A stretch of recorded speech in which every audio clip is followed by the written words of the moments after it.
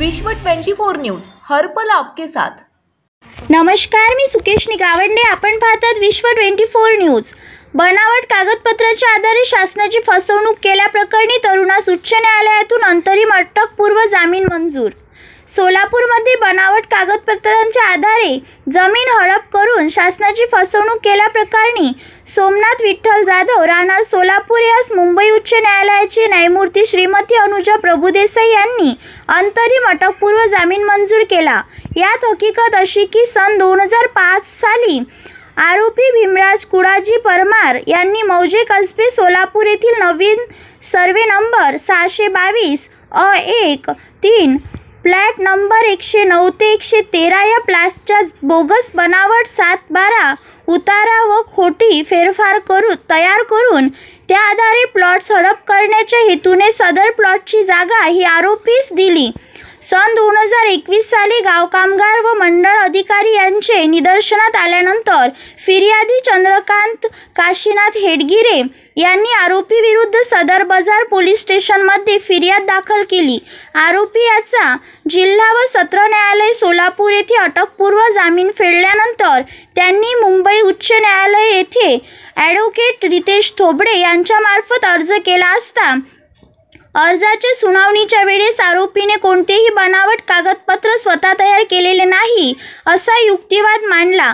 तो ग्राह्य धरून न्यायमूर्तींनी आरोपीला 25,000 रुपयांच्या जातमुचलक्यावर अंतरिम अटकपूर्व जामीन मंजूर केला। आरोपीतर्फे ॲडव्होकेट रितेश थोबडे, ॲडव्होकेट सचिन इंगळगी यांनी तर सरकारतर्फे ए तळवळकर काम पाहिले।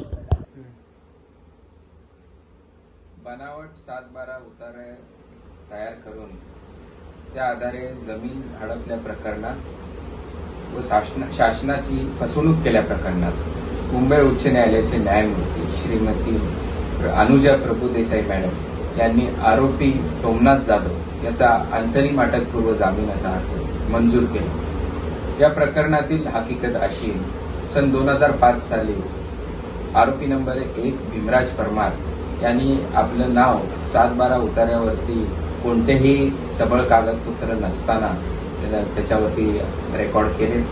त्यानंतर ती जागा त्यांनी आरोपी सोमनाथ जाधव यांना विकली। सन 2021 साली गाव कामगार तलाठी यांच्या हे सगळे गोष्ट निदर्शनात आल्यानंतर त्यांनी FIR दाखल केला।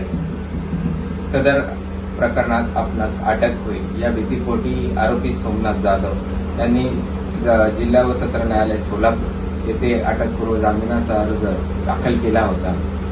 तो अर्ज सत्र न्यायालयाने फेटाळल्यानंतर आमच्या मार्फत मुंबई उच्च न्यायालयात आरोपीने अर्ज दाखल केला।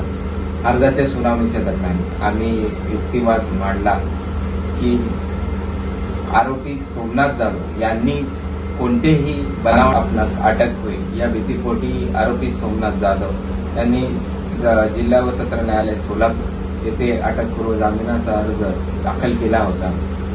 तो अर्ज सत्र न्यायालयाने फेटाळल्यानंतर आमच्या मार्फत मुंबई उच्च न्यायालयात आरोपीने अर्ज दाखल केला। अर्जाच्या सुनावणीच्या दरम्यान आम्ही युक्तिवाद मांडला की आरोपी सोमनाथ जाधव यांनी कोणतेही बनावट कागदपत्र तयार केलेले नाही। तो युक्तिवाद ग्राह्य धरून न्यायमूर्तींनी आरोपी सोमनाथ जाधव यांना अंतरिम अटकपूर्व जामीन मंजूर केला आहे।